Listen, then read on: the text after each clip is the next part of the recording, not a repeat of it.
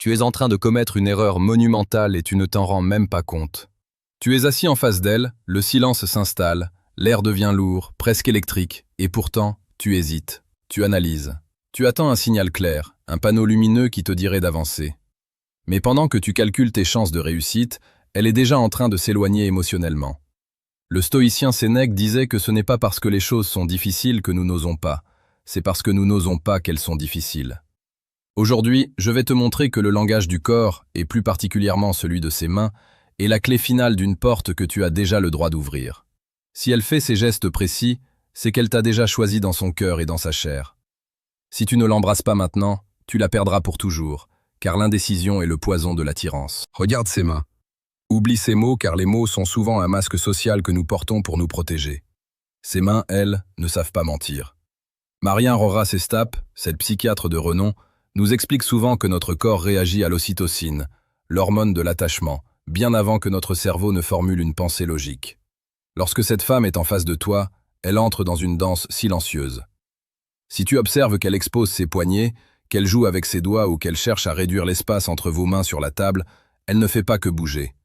Elle t'envoie un signal de vulnérabilité. Elle t'offre son flanc, elle t'offre sa garde. C'est une invitation tacite à prendre le contrôle. La séduction n'est pas une question de technique, c'est une question de présence. Trop d'hommes passent leur temps à réfléchir au lieu de ressentir. Ils pensent que la séduction est un jeu d'échecs alors que c'est une symphonie. Imagine la scène. Vous êtes dans un café ou peut-être marchez-vous sous les lumières de la ville. Elle commence à replacer une mèche de cheveux derrière son oreille, laissant son cou découvert. Puis ses mains reviennent vers son visage.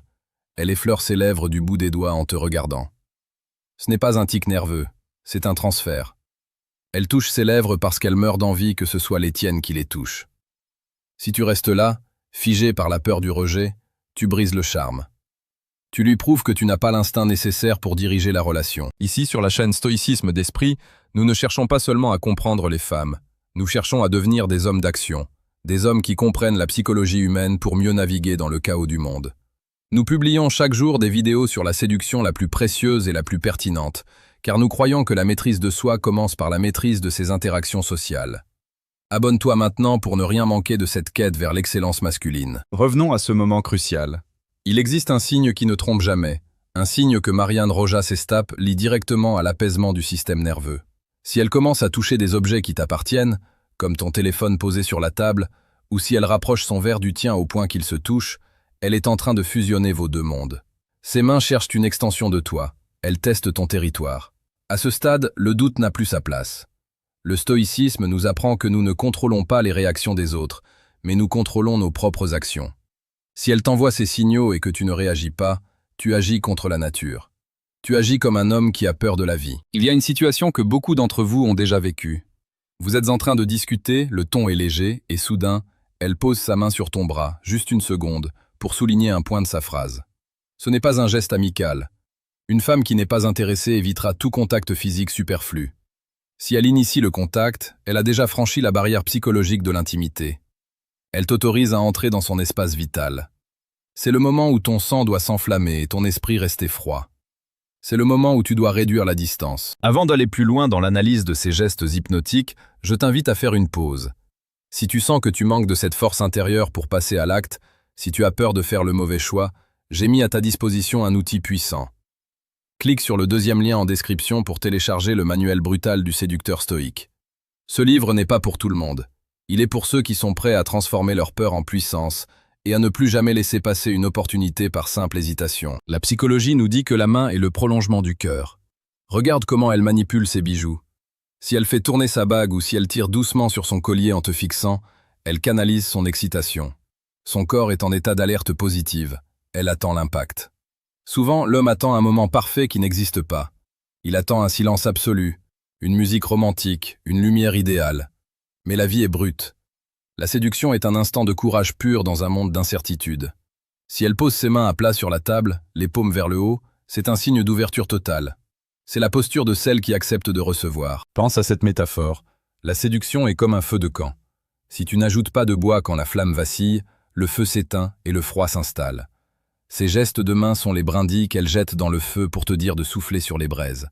Si elle touche ses propres paumes, si elle caresse le dos de sa main en te parlant, Elle s'auto-apaise car l'attirance qu'elle ressent pour toi crée une tension qu'elle a du mal à gérer.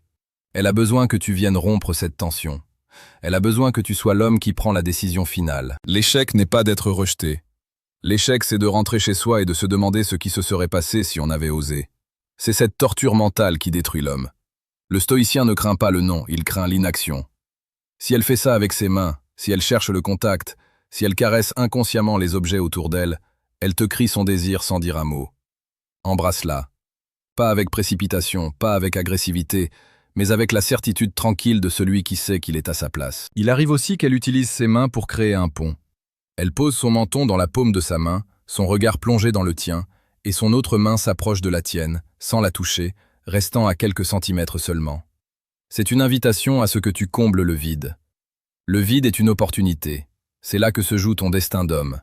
Si tu recules, si tu détournes le regard, tu lui envoies le signal que tu n'es pas prêt pour l'intensité qu'elle propose. Et une femme ne reste jamais longtemps là où elle sent une faiblesse émotionnelle. N'oublie jamais que la chaîne stoïcisme d'esprit est là pour t'accompagner dans cette transformation. Nous décryptons les mécanismes les plus profonds de l'âme humaine pour que tu puisses marcher avec assurance. Chaque jour, nous te donnons les clés d'une séduction authentique et puissante. Si ce n'est pas déjà fait, rejoins notre communauté d'hommes déterminés en t'abonnant. Le monde appartient à ceux qui voient l'invisible. La plupart des hommes ne voient que la surface. Ils entendent les mots, ils voient les vêtements, ils remarquent le maquillage. Mais l'homme averti, l'homme stoïque, voit le mouvement nerveux d'un doigt sur une tempe, voit la main qui se crispe légèrement sur le sac à main par excitation, voit la paume qui cherche la chaleur de la sienne. Ces micro-signaux sont la véritable langue de l'amour et du désir.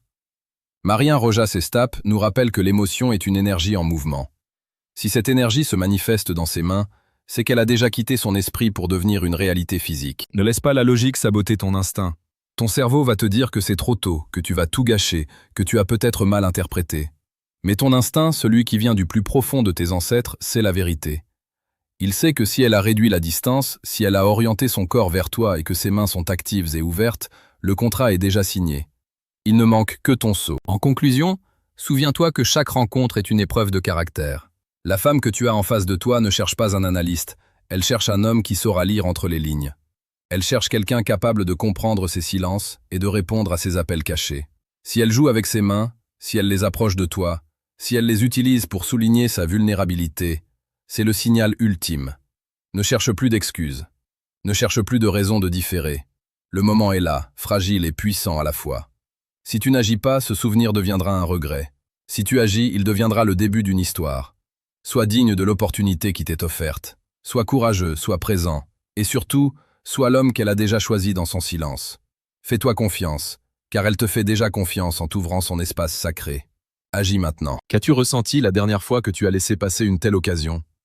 Partage ton expérience en commentaire. Cela nous aide tous à grandir et à ne plus commettre les mêmes erreurs. Ta voix compte dans cette communauté de guerriers de l'esprit.